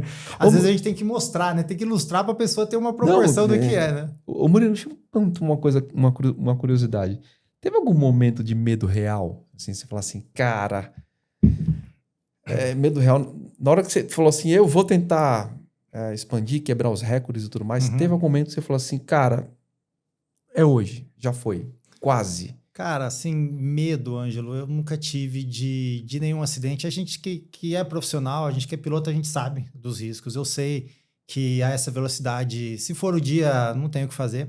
Mas medo eu nunca tive. Eu nunca tive. Eu tive medo de não conseguir cumprir com o objetivo. Entendi. Eu chego numa corrida hoje, eu chego para ganhar, eu chego para bater recorde e o único medo que eu tenho é de não conseguir fazer isso, que é não ter sido competente o suficiente para fazer o negócio acontecer. Então, medo de acontecer alguma coisa, da moto ter uma reação diferente, não. Eu tô ali treinado, eu faço isso a vida inteira. Eu sou um cara que sou muito metódico. Eu volto a falar para você, eu que faço a manutenção da moto. Então, eu não tenho medo do que a máquina vai fazer, porque eu já fiz várias vezes, eu construí a moto, eu sei o que ela vai fazer. O meu medo é de não conseguir realizar o objetivo. É o único medo que eu tenho. E de não poder fazer isso um dia. Então, eu vivo disso. Então, se eu tenho um medo que envolve todo esse meu mundo, é de um dia não poder fazer mais, porque é isso aí que me mantém vivo. A gente conversou aqui com o Rafa. O Rafa que correu na Ilha de Man, você deve conhecer. Pascoalinho. É parceiro meu. O Rafa, então. O Rafa... Eu e o Rafa, a gente troca umas ideias. Na hora que a gente não tá gravando, a gente faz trabalho junto pra Honda. Os momentos que a gente não tá gravando seriam os momentos que deveriam ser gravados para mostrar pra galera depois. A gente só fala assim. Cara, eu gostei muito da entrevista do Rafa. A gente conversou aqui bastante. E eu procurei pescar as percepções. Né? Nunca vou esquecer de algumas falas do Rafa, que aliás, tem uma história do cacete e que, porra, parece que o brasileiro esquece dessas coisas também, né? Mas, enfim, o Rafa contando que a direção de prova da Ilha de Man exigia algumas coisas. O Rafa fazia um testamento. Ele escrevia um testamento. Caramba. Antes de cada prova, ele ali fazia um testamento no papel, cara. Ele fazia, enfim... Ele falava, cara, eu imagina fazer antes de uma corrida, o sentimento que é você estar entendendo que realmente o pior pode acontecer, né? Então, ele falava, cara, eu fazia um testamento antes de viajar, deixava para minha família uma carta, um não sei o quê, como se fosse a última vez. Né? Como é que a tua família lida com isso? Com a tua escolha? Como é que funciona? Como é que agora... Cara, a minha família nunca me apoiou assim... Nunca gostou que eu andasse de moto. Por exemplo, meu pai não gosta de moto. Então, hoje eu vivo disso, né? Eu acho que deve ter chegado um certo momento que ele se acostumou. Não que ele não tem o que fazer. Não que ele não tem o que fazer. Porque desde muito novo eu ando de moto, desde muito novo eu corro. Eu tenho um histórico muito curto de erros, de acidentes. Então, eu caí pouquíssimas vezes. Então, eu acho que isso dá uma certa segurança. Eu acho que não existe nenhum piloto profissional a esse nível que nunca se envolveu em algum acidente. Então, alguns acidentes eu já tive ao longo da minha carreira, principalmente andando na rua. A gente sabe que na rua a gente conta sempre com acaso, com imprevisto, então, mas nunca tive um acidente sério. Eu nunca caí e ralei um capacete, eu nunca bati o rosto no chão, eu nunca desmaiei. Eu já quebrei braço, clavícula, já quebrei muita coisa, mas eu nunca tive nenhum acidente sério. Então, eu acho que isso, de alguma maneira, conforta a minha família e saber que eu faço de maneira consciente, que eu faço de maneira responsável, profissional, no lugar certo, eu acho que tranquiliza. Hoje, quando eu saio para uma competição, por mais que meus pais eles não vão numa competição assistir, porque também, imagina, não deve ser agradável. Não deve ser uma sensação agradável ver seu filho ali, que você passou o talquinho na bunda ali, não deve ser passando ali na 400 por hora. Não deve ser. Mas hoje eu tenho o apoio da minha família para fazer o que eu faço. Eu tenho meus irmãos, meus pais, meus tios, todo mundo acompanha. E tem meus sobrinhos, que é a nova geração, que eles adoram moto e gostam também. Então, quem sabe, no futuro eu possa ser substituído por um deles, né? Pode ser o tio que tinha uma CGzinha. O tio maluco. Agora, cara, você colocou um ponto muito legal, que é a questão... e para mim faz todo sentido. Não é? Uma mãe ou um pai olhar para um filho, fazer esse tipo de esporte, com essa passagem em velocidade, com uma moto onde a pessoa mexe, então ela está bem montada, com um equipamento de ponta, né? Com um ambiente controlado. Eu arrisco dizer, como pai, né? Mas eu arrisco dizer que talvez a preocupação sempre existe, mas talvez a preocupação seja menor do que muitas mães que veem o filho pegar a moto, colocar o macacão no sábado, né, um capacete, e saber que como ele acelera, onde ele acelera, porque ele acelera nas estradas que a gente não vê. Né?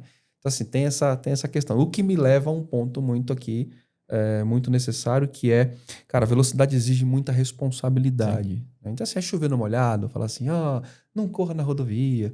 você já sabe que você Sim. tá errado, fazendo besteira e tudo mais. Sim. Né?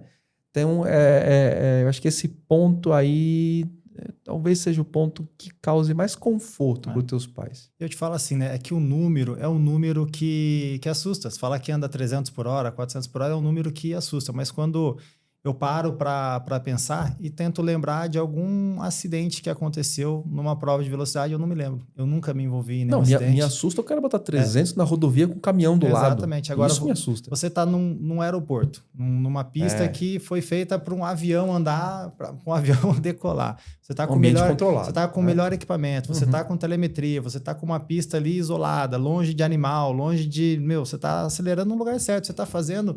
Você está se cercando de todas as melhores circunstâncias para que nada aconteça. E se acaso, a gente sabe que é um esporte, as coisas, às vezes, elas saem do controle. Se acaso sair do controle, você cumpriu todas as etapas, você não pulou nenhuma etapa. Está tudo ali dentro do ambiente para que você consiga sair de uma situação de emergência da melhor maneira. Tudo ali está nas melhores condições. Então, eu vejo que hoje o cara sair para pilotar na rua, e eu não vou ser hipócrita e dizer que eu nunca pilotei na rua, que eu nunca andei de forma esportiva na rua, porque todo piloto, ele começou na rua. O amor pelo motociclismo, o amor por velocidade, pela motovelocidade, independente da categoria, dos pilotos que vêm do motocross, que vêm do MotoGP, que vêm de circuito, que vêm das provas de velocidade da todo mundo se apaixonou por moto andando pela primeira vez na rua e começou a andar rápido pelas primeiras vezes na rua. Então tem os pilotos que migraram da rua para o circuito, eu falo que esses caras se encontram, né? Porque é ali que você vê realmente quem é quem, porque quando você pilota na rua, ou às vezes na reta, ou às vezes em curva e tal, você fica muito na loucura, não tem muita técnica envolvida, e às vezes você pega um cara que não tem o nível técnico que você tem, e assim fica muito... A corrida não, eu gosto da corrida porque no fim da corrida sai um papel. Esse é o primeiro, esse é o segundo, esse é o terceiro, tem um pódio, uma classificação, porque a corrida de rua, assim, quem ganha hoje é quem fala mais alto, é quem tem o vídeo, é quem tem o... eu ganhei. Ninguém ganha nada. Então a corrida, ela separa o cara que tem um mérito maior do cara que tem um mérito um pouco menor, né? Então a corrida, ela separa, isso aí eu acho que todo piloto já teve essa percepção, né? Quando o cara entra numa categoria, numa competição competitiva, ele fala, puta que pariu, eu não piloto nada, eu preciso aprender muito. Então, quando eu entrei nesse mundo de competição, eu falei, caramba, isso aqui é um... Eu me achava o cara, eu achei que eu andava pra caramba, que eu andava em velocidade, a moto dava 300 e todos, mas a partir do momento que você se coloca num nicho onde as pessoas sabem fazer de uma maneira profissional, você fala, caramba, eu tenho muito para aprender. Boa. O que você acha que tá faltando? Assim, como é que você define hoje o caminho para o primeiro lugar? Tipo assim, o que tá faltando? Você fala assim, cara, eu já sei o que é. Você já chegou nesse ponto ou ainda tá... O equipamento nosso hoje é muito bom. Nosso equipamento hoje tá pronto para fazer o que a gente se propôs a fazer, que é ter aqui no Brasil a moto mais veloz do mundo. O que falta é apoio, são oportunidades de treinar, e isso envolve patrocínio, isso envolve custo, isso envolve oportunidades de treinar mais vezes. Mas assim, fisicamente eu tô pronto, eu tô num processo de perda de peso para quem me acompanha na rede social. Eu tenho que entrar na pista para fazer isso praticamente no peso que eu tô. O equipamento de proteção é o mais seguro do mundo. A moto, ela tem as peças que ela precisa para fazer isso acontecer. O que limita a gente são as pistas. É a oportunidade de realmente correr numa pista que ofereça condições de segurança e que a gente possa colocar a potência que a gente já tem no chão. Correr na Embraer, na pista da Embraer, ou correr lá no aeroporto de Brasília, que tem uma pista lá que é animal. O Leandro Melo já foi lá. O Leandro Melo, eu acho que ele andou a 340 e todos quilômetros por hora e andou com uma moto aspirada, com uma Triple R, e andou também com uma Ninja H2, e hoje o recorde brasileiro homologado é aquele que o Leandro fez, né? A gente tem vários vídeos em competição, tudo, mas não foi homologado por um instituto lá, acho que o Instituto Mauá, que faz a validação do recorde. Então, acho que o que separa hoje a gente, o Murilo, o Brasil, de ter o piloto mais rápido do mundo, de ter o recorde mundial de velocidade, é um pouco mais de apoio, é um pouco mais das empresas acreditarem no nosso trabalho e poder explorar isso de uma maneira que seja interessante para eles também. Então, o que falta mesmo é só isso. Eu estou pronto, a moto está pronta, é a oportunidade de pôr a moto no lugar seguro e fazer o nosso trabalho. Boa, sensacional. Cara, além desse trabalho incrível que o Murilo faz, que, pô, já enche a gente de orgulho, de verdade, cara. Vou contar aqui umas coisas muito legais. Eu sempre falo do Jean Azevedo, porque eu era menino. Eu lembro que eu era A molecote. lenda, né? Né? E vi o Jean correndo no Paris-Dakar. E até fiquei emocionado quando o Jean sentou aqui. Falei, pô, eu via você, cara. Eu era pode, né? pequenininho, década de 80 e 90, e eu vendo o Jean.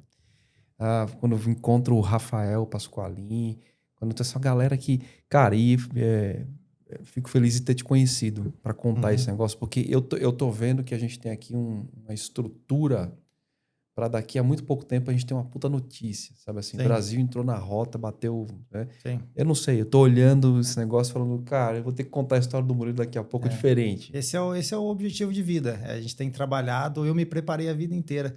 Quando eu paro e começo a entender como foi o meu passado e onde eu tô hoje, eu vejo que tudo teve um motivo para me trazer nesse momento. Então, esse ano vai ser um ano importantíssimo pra gente. Eu pus isso na cabeça e pus como meta. Eu me sinto pronto, a moto está pronta, falta as oportunidades. Mas esse ano a gente vai fazer tudo acontecer. Elas virão. Vamos lá. Além desse conteúdo incrível, dessa coisa do esporte e tudo mais, que é inegável, o Murilo, o perfil do Instagram do Murilo é muito legal, porque ele tem conteúdo de tudo quanto é tipo, cara. Isso é muito legal, que é utilizar uma rede grande, que tem como foco, para poder comunicar outras coisas. Então, cara, o Murilo tem o próprio conteúdo de acompanhamento do shape dele, que ele tá lançando, que já me convenceu a fazer algumas coisas também, e vou fazer. Tava batendo um papo antes ali, né? Já me deu aqui. Murilo, muito obrigado. Deu umas dicas. Eu vou fazer. Tá decidido, né? Conteúdo de lavagem da moto que eu achei incrível. Depois a gente vai falar sobre isso também. Sim. E conteúdo do dia a dia. Cara, eu acho muito legal quando você tem um esportista que tem a capacidade de comunicar. Sim. Sabe por quê? Isso torna tudo muito mais fácil. Inclusive com patrocínio. Né? Nesse ponto eu acho muito importante. É uma coisa que eu normalmente não faço. Tá? Mas que alguns eu acho necessário. Sim. Cara, eu queria que você agradecesse a sua rede de patrocinadores, porque isso é muito importante, cara. E, antes de você agradecer, eu não sei nem quem são. Mas eu já vou agradecer, porque assim, volto a falar, cara, todo esportista que vem aqui, eu falo a mesma coisa. Eu falo, não é possível que as empresas... Porque eles assistem, tá? Assistem. As empresas que estão vendo isso, vocês do marketing, cara, tudo bem, tá tudo certo, você quer apoiar o influencer, mas pega um pedacinho aí do negócio e dispense para algo que vai dar um resultado do ponto de vista de desenvolvimento de produto, de sensações, de conectar a sua marca com algo realmente expressivo. A gente está falando de uma proximidade de um título mundial que, cara, na história do esporte brasileiro é rara, é escassa, é raríssima. Quando se fala em rede social, eu acho que hoje eu devo ter um dos perfis na rede social que mais acesso tem. A gente tem cotidianamente mais de 30 milhões de acessos em 30 dias. Então, todo dia são 1 milhão de apaixonados por moto. Não são apaixonados por passarinho, não, são apaixonados por motociclismo. Então, o que a gente fala ali sobre os produtos que a gente acredita, realmente converte, realmente a gente fala de uma maneira técnica, a gente entende o funcionamento dos produtos, a gente valida antes de poder falar sobre os produtos para as pessoas. Então, a gente tem um canal de comunicação muito poderoso. Basta entender o que a empresa tem como produto e como a gente pode ajudar as empresas. E entre os meus patrocinadores, tem muita gente, com certeza eu vou esquecer de algumas pessoas, mas eu tenho que agradecer o Fante, que é um cara que me ensinou desde o início tudo sobre moto, sobre mecânica. Eu tenho o Richardson da RSI, que fabrica, eu falo, os melhores sliders do mundo de proteção. O Richardson faz, são nacionais, são feitos em Marília, quase parede com parede com o meu barracão, com a sede do canal. A Feltec, que é o computador, que é a ECU, que controla todas as funções da moto. A IS Performance, que é uma das maiores empresas de performance do Brasil, estão acreditando no nosso projeto também. Eu não posso esquecer de agradecer a Honda do Brasil, que também acredita no meu trabalho, está me dando uma oportunidade assim que, eu não tenho como agradecer o apoio que a Honda traz para mim. A concessionária Honda de Marília, que é a Freire Motos de Marília, que é uma concessionária que eu estou fazendo trabalho junto com eles também. Tenho a Metal Horse, que tem todas as partes, todos os componentes de performance que a gente precisa, a turbina, a Garrett dos Estados Unidos, a DME, que fabrica a balança, o quadro elástico da moto, a MTC, que fabrica a embreagem da moto, que sem ela, com certeza, a gente nunca teria conseguido os resultados que a gente tem hoje. Deixa eu lembrar de mais umas pessoas aqui que... Puxa, pega a colinha. Dá um corte aí, editor, pra gente não esquecer de ninguém. Enquanto você vai caçando aí, cara, é isso, né? Sim. Você vê como são as coisas. A gente tem que ter uma rede enorme para poder criar um projeto desse tipo. E é normal. Eu esqueço aqui de... Cara, eu tenho uma gratidão enorme, assim, por todos os meus parceiros. Eu tenho a Dynatron, que fabrica os dinamômetros mais tecnológicos, assim, do mercado. Eu já tive a oportunidade de trabalhar com todas as máquinas de aferição de potência, do mundo, as melhores do mundo. E a gente tem aqui no Brasil a melhor do mundo, que é a Dynatron. Além de ser a melhor, mais robusta, é a tecnologia que a Dynatron tem, porque a Dynatron tem uma parceria direta com a Feotec, é uma coisa, assim, surreal. Então tem que agradecer o Luciano e a Soraya da Dynatron. Deixa eu lembrar de mais algumas pessoas. O Fernando Kifuri da Racer, que é um cara que me ajuda a todo tempo. Tem muita gente envolvida. Bom, se eu esqueci de alguém, me perdoe. Eu vou te ajudar. Gente. Fica tranquilo. Vou fazer o seguinte, ó. Toda essa galera que você está citando, perfis e tudo mais, eu vou pedir para você mandar uma lista aqui pra gente. A gente vai colocar tudo isso aqui na descrição do episódio. Então a gente vai colocar os canais dos caras, os perfis do Instagram e tudo mais, até para as pessoas acompanharem. E vai que tem algum maluco que fala assim, cara, eu vou procurar essa galera que eu vou fazer uma moto aí. Além de agradecer todos esses parceiros, eu preciso agradecer, primeiramente, né, a Deus que me capacitou, que me permite viver. Cara, eu falo que eu vivo um sonho. Eu vivo o que eu amo. Hoje eu trabalho com o que eu amo. Então é agradecer primeiramente a Deus que permite que eu consiga fazer tudo que eu faço, que realmente eu vivo um sonho. Às vezes eu chego e abro o meu inbox e falo, você vive a vida que eu sempre sonhei. Eu falo, cara, até hoje tem hora que eu não sei o porquê. Agradecer minha família, minha mulher, a Marília, até meu cachorro, meu vira-lata lá, que faz parte de tudo isso também. Então, eu acho que se não fosse Deus, primeiramente, eu nunca conseguiria ter feito o que eu já fiz e nunca teria conseguido alcançar os resultados que eu já alcancei. Que não foi só o que eu alcancei, né? Todas essas pessoas que eu citei aqui fazem parte disso, né? Sensacional, cara, sensacional. Vou falar. Como é que a gente acha o Murilo nas redes sociais? Instagram, arroba MuriloMG87. O canal no YouTube é Murilo Gomes e no TikTok, Murilo Gomes também. Você vai... Enfim, ao longo desse episódio você viu tudo isso sendo aqui. Esses canais, eles vão aparecer. Na descrição do vídeo, a gente vai colocar os canais do Murilo. Vamos colocar também os canais de todos os patrocinadores. Cara, tem que ter... Eu bato palma pra vocês. De verdade, cara. Eu não posso esquecer de um patrocinador que a gente vai conversar sobre ele ainda, que é o patrocinador que faz a moto ser bonita igual ela é. Peraí, eu ia falar disso.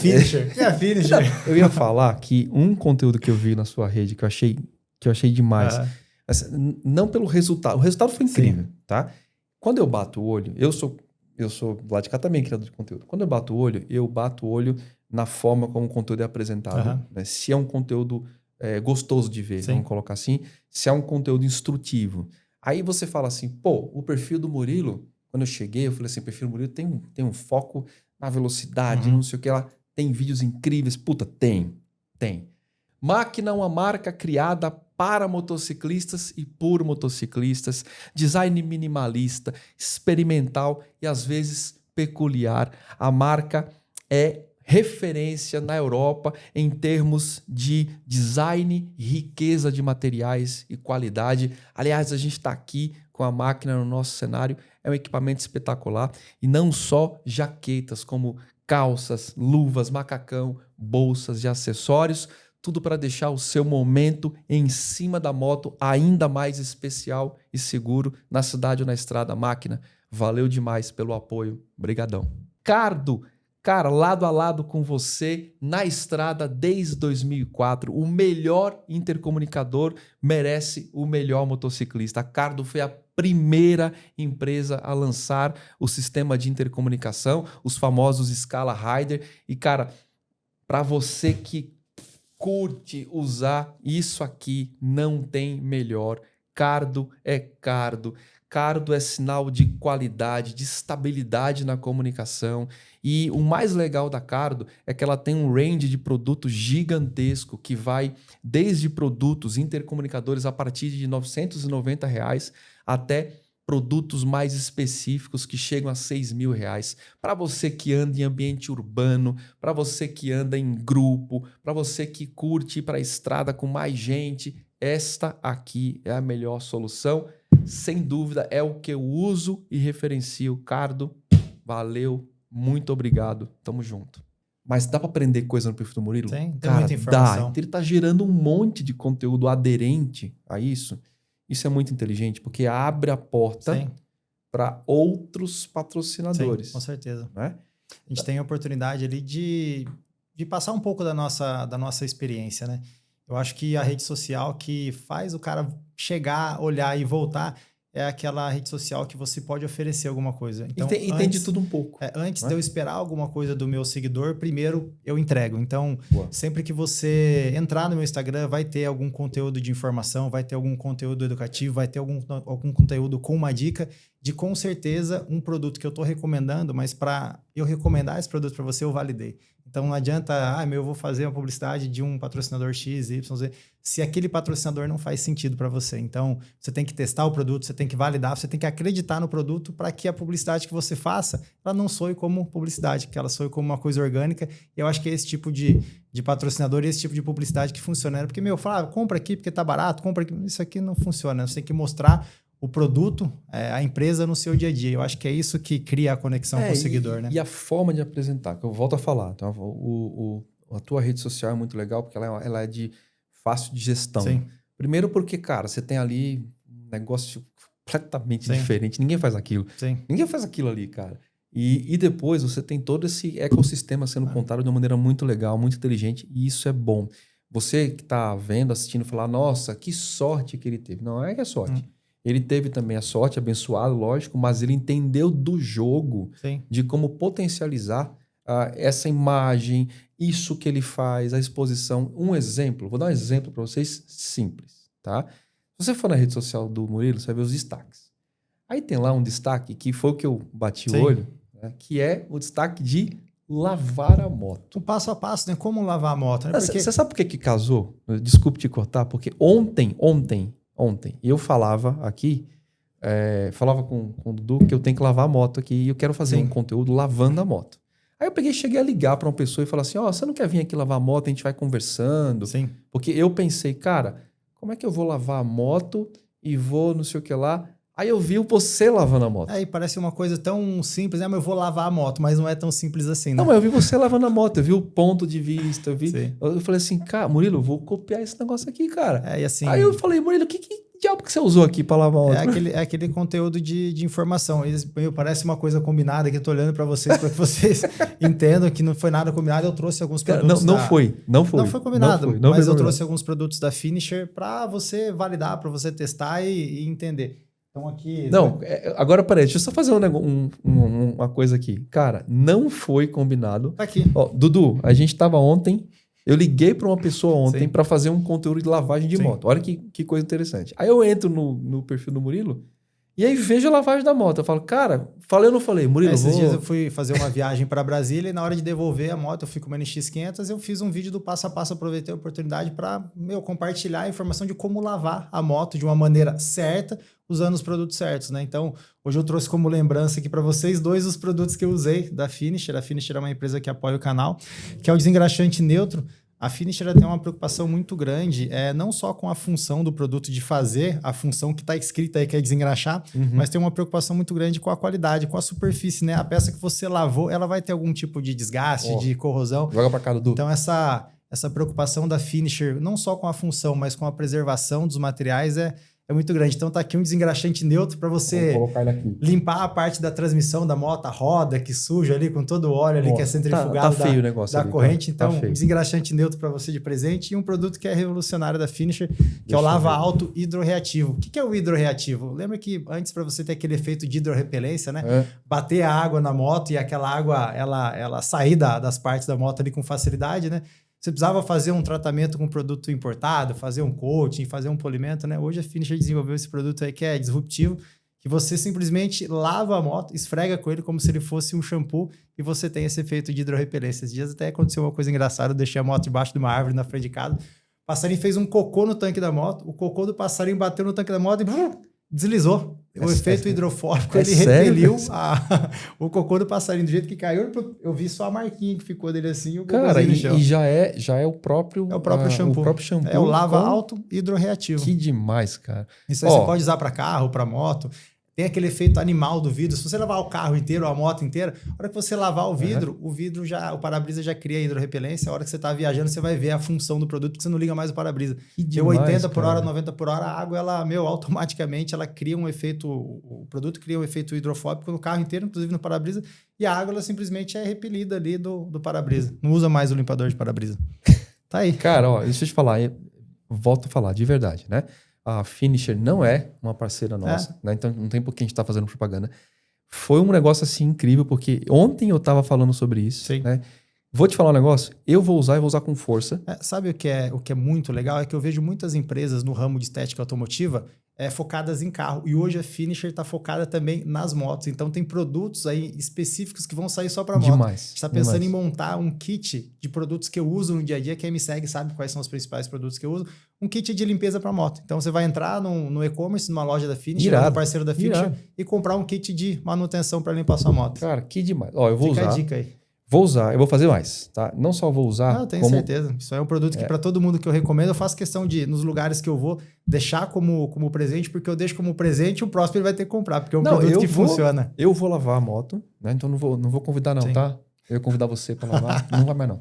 Eu vou lavar a moto, vou mostrar a ação disso aqui, porque eu tenho que lavar a moto, A moto tá encardida, né, Dudu? Tá o cara dele, coitado. Todo dia ele chega e fala, vamos lavar essa moto. Acho que tem que pôr ele pra assistir os stories. Depois que ele aprender, vamos pôr ele pra lavar a moto. Exatamente isso, Dudu. Vamos dar um check no negócio lá pra gente poder fazer um roteirinho, você entendeu? E a gente vai fazer a lavagem da moto. O pessoal da Finish, cara... Sobrou até pro Dudu. Ele vai lavar, isso aí não tem dúvida. Cara, muito obrigado pelo presente. De verdade, eu vou usar... Cara, de verdade, muito. Pessoal da Finish, obrigado pelo presente aqui. E depois eu vou fazer um stories e vou mostrar Mostra o uso prático. É o resultado. Pode deixa comigo. Gostei, cara. Gostei. Que presentaço você me deu. Aí, isso aqui vai render por um ano, que o tanto que você usa, a concentração desse produto aqui, ó, é 1 de 20, e aqui é o concentrado, você usa 1 de 40. Então, imagina que isso aqui multiplica por 40, esse aqui multiplica por 20. É o volume que rende. Dependendo da aplicação. Não, mas assim, deixando, né, funcionando, que eu sei que vai funcionar, para manter, toda semana a gente dá uma lavada, aí o Dudu vai me ajudar aqui toda semana. Né, Dudu? Eu falo que lavar a moto faz parte do rolê, faz parte da mototerapia. Olha lá, Esses dias que eu fiz essa viagem para Brasília, eu cheguei e falei, quer saber, era sexta-feira, eu coloquei a moto na frente do barracão, peguei a minha Snowfan, peguei minha lavadora, coloquei a moto no cavalete, falei, eu vou passar a tarde aqui, coloquei um banquinho, para lavar a parte traseira da moto, ele, tanto capricho, a corrente, ela por ela, eu fico 20 minutos, meia hora sentadinho ali, só dando um trato. Eu vou te contar que isso é uma maior vergonha, porque eu comprei um monte de pincel, um monte de coisa. Comprei, de verdade. No começo eu até ia lá com o pincel. Cara, mas eu sentia muita dificuldade na eficiência do produto. Às vezes talvez eu estava usando o produto errado, a diluição errada. Mas é isso. E não saía. E eu ficava ali sofrendo. Falava, ficava irritado com o negócio. Entendeu? Sabe, Ângelo, que eu aprendi muito com esses caras da maneira como aplicar o produto. Porque muitas vezes você compra o produto e olha na prateleira e você não sabe a diluição, você não sabe a aplicação. É o meu caso, cara. Eu não sabia fazer a diluição ali. Falei, e a Finisher, ela tem um canal educativo e comunicativo muito bom, onde você consegue entender o uso dos produtos na prática. Né? Então, o que eu estou tentando fazer junto com a Finisher é mostrar o produto que, muita gente conhece, mas muita gente ainda não conhece. O pessoal dos carros, de estética automotiva conhece. Mas para as pessoas que estão ligadas ao ramo do motociclismo, estão podendo ter a oportunidade de conhecer o produto e confirmar que, depois você me fala, o negócio funciona. Pode deixar. Eu vou fazer, vou falar um negócio aqui, agora eu vou dar uma espetada aqui que eu preciso. Tá? O pessoal da Vonix, que vacilo. Porque é um puta vacilão, cara. Porque eu falei, pessoal da Vonix, eu quero lavar a moto, fazer um conteúdo, mas eu não manjo do parada, do que usado, não sei o que lá. Pessoal da Finish, vai. O Murilo veio aqui, fez o serviço de casa. Funciona. Aqui, ó. Pronto. Obrigado pelo presente. De coração, você vai gostar. Obrigado pelo presente. Cara, Murilo, vamos lá. Primeiro, eu queria que você fizesse o fecho, né? Dissesse pra galera aí. E eu acho que é mais legal o Murilo falar sobre, cara, como é que você chega no sonho, como é que você corre atrás. Assim, chegar no estágio do Murilo vai levar muito tempo, né? Muito tempo, uma condição favorável, mas para que isso aconteça, você tem que ter um sonho. E muitas vezes, para virar o sonho, aquele ponto no sonho, precisa de alguma coisa. E eu sempre pergunto para todo mundo qual que é o ponto da virada para o sonho virar realidade, cara.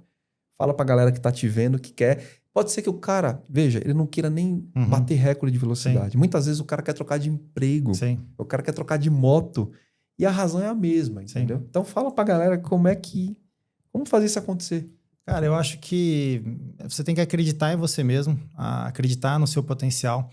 E eu falo que hoje no mercado faltam muitos profissionais que fazem o que eles realmente são apaixonados. Então eu vejo que hoje na indústria tem muita gente no ramo automotivo, mas que não ama carro. Tem muita gente trabalhando no ramo de motos que não ama moto. Então, acho que a maior dica que eu posso dar para você é fazer com que o seu trabalho não pareça trabalho e você não vai trabalhar nunca mais na vida. Então, acho que esse foi o meu maior aprendizado. Perseguir o seu sonho exaustivamente até que ele se torne realidade. Por mais que a vida ela faça a gente, em muitos momentos, desanimar. Eu já desanimei várias vezes da rede social. Às vezes você tem um período onde você não está conseguindo ser criativo da maneira como você gostaria. Tem períodos que você não consegue ser comunicativo da maneira como você gostaria. Mas a vida é assim, cara. A vida ela é um conjunto de ondas que vem uma onda perfeita e você surfa nela e faz aquele tubo maravilhoso. E tem aquela onda que vem quebrada e você não consegue pegar. Mas eu acho que a grande graça da vida é o cara entender que a onda boa ela vem e passa e a onda ruim ela vem e passa. E basta o cara entender que o processo é a parte mais legal. Então, não é aquele dia que você bate o recorde que você vai ter a realização completa da sua vida. Eu acho que o verdadeiro significado está em todo esse processo. Hoje eu tenho 37 anos. O dia que eu conseguir realizar o meu objetivo, que é ser o cara mais rápido do mundo, eu tenho certeza que vai ser motivo de muita comemoração, mas não vai ser nesse dia que eu vou entender o real significado da coisa. O real significado da coisa estão nos 37 anos que se passaram para chegar nesse momento. Boa. Então, é curtir o momento, aproveitar o momento. Eu sou um cara super ansioso e isso é uma dificuldade que eu tenho, mas se eu pudesse dar uma dica para você que quer viver do seu sonho, é entender as etapas e passar a curtir todas as etapas. O cara que aprende a curtir o momento e entender que todos os momentos eles vão ser importantes para levar no objetivo, tanto os momentos bons quanto os momentos ruins. Eu costumo dizer que o aprendizado ele vem no momento ruim. O dia que você vai e bate o recorde, faz o negócio acontecer, comemoração, você não aprende muito. Mas o dia que o seu motor quebra, o dia que você passa por uma frustração, por uma dificuldade familiar, financeira, são nesses períodos que você tem que aproveitar para amadurecer e aprender. Então, não veja os momentos ruins como momentos que não servem para nada. São esses momentos, eu acho que servem para o cara amadurecer, para o cara se transformar em homem de verdade e lá na frente ele entender que aquilo ali fez parte do processo. Porra, sensacional. Cara, agora eu vou fechar. Eu também não faço isso. Geralmente quem fecha é o convidado, né? Mas eu vou dar a minha percepção aqui. O Murilo tem uma condição aqui rara mesmo, de fato. De muitas pessoas que já entrevistei aqui. Né? Então, assim, eu vou identificando cada um por um. Então, o Murilo tem uma condição muito legal que é uma simplicidade de objetivo. Então, o objetivo está muito definido. Sim. Muito definido. A simplicidade de colocar a coisa. A humildade talvez seja um ponto focal quase que automático por conta disso, né? O Murilo tem um foco absurdo, cara. Sim. Que eu tentei cooptar ele com doces ali no café e ele não aceitou. É um cara que tá focado na parada. Eu sou um cara viciado em doce. E é um cara viciado em doce, né? Mas, e uma coisa muito, muito legal, o Murilo se comunica muito bem, cara. Então você tem um pacote muito interessante que é simplicidade, objetividade, objetivo muito bem traçado, distribuído, humildade, um cara que curte processo, então um cara que entende o tempo de cada coisa. Sim. Cara, isso é uma coisa muito difícil de acontecer. E, sobretudo, se comunicar bem. Eu falo que isso são as 5 etapas para você ter sucesso em qualquer coisa que você queira. Qualquer coisa, tá? Então, esse episódio é para você verificar essas 5 etapas aqui. E, cara, você tem... Eu tenho absoluta certeza que o recorde vai chegar. Sim. Muito em breve. De verdade. É uma sensação assim minha. Você vai conseguir fazer isso. Tenho certeza que no momento que o recorde chegar, o Murilo não vai mudar. Não vai mudar porque o processo está muito bem estabelecido. Sim. Né? Então, assim, vai chegar, você vai falar assim, cara, eu senti aquele negócio todo, mas é isso, já foi. Você entendeu? Sabe uma coisa eu tava assim esperando, acho que eu tô vendo você dizer, eu senti e eu tava esperando. Sabe uma coisa que eu tenho comigo aqui? eu sei que vai acontecer. Lá dentro eu sei que vai acontecer. É uma questão de tempo. Então, é saber respeitar o tempo e entender que vai acontecer na hora que tiver que acontecer. E eu sou um cara que me preparei a vida toda para isso, para esse momento, e não é aquele negócio, né? Não pulei nenhuma etapa. Então, no momento certo, no dia que tiver que acontecer, vai acontecer, e eu quero estar levando comigo toda essa história. Eu quero levar todos os meus seguidores, eu quero levar todas as pessoas que acreditam no meu trabalho. E, primeiramente, eu quero colocar a bandeira do Brasil no lugar mais alto do pódio, como o cara mais rápido do mundo em cima de 2 rodas, que eu acho que isso aí vai ser... Vai acontecer. Vai acontecer e vai ser um momento marcante. Vai acontecer. Então, é isso, cara. Muito, muito feliz de ter a oportunidade de contar essa história. Então, cheguei na hora certa. Sim. Porque eu não cheguei assim no quase, né? Vamos combinar a volta. O dia que se tornar realidade vai ser a volta. Porque eu vou poder viver esse momento da história. Tô na frente do cara mais rápido do Brasil, e é o cara mais rápido do Brasil, e tô na frente do 4º mais rápido do mundo. Então, cara, daqui a pouco a gente vai virar essa história e a gente vai ter excelentes notícias. Obrigado pelo privilégio de ter contado isso aqui. Mais uma para nossa coleção. Sim. Aqui. Daqui a pouco você vai ver esse programa. Daqui a um ano. Sim. Menos, talvez, ou mais, um pouquinho. Sim. Né? Você vai falar assim... Na hora certa. Olá, cara, certa. Eu falei que ia acontecer. Na hora certa. Ia acontecer. Mas é isso aí, Ângelo. Eu só tenho a agradecer pela oportunidade. Agradecer primeiramente minha família, a Deus, a todo mundo que acredita no meu trabalho, a você pelo espaço aqui de poder estar falando um pouco mais do esporte.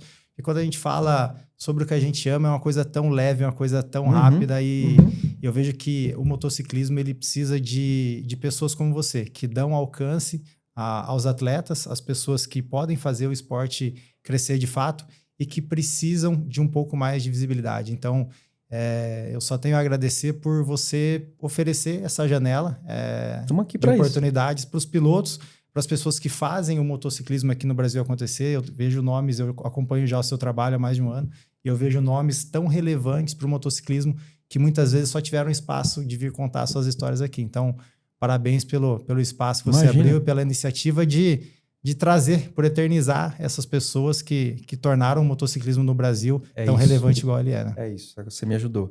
Eternizar essas histórias. Exatamente. Né?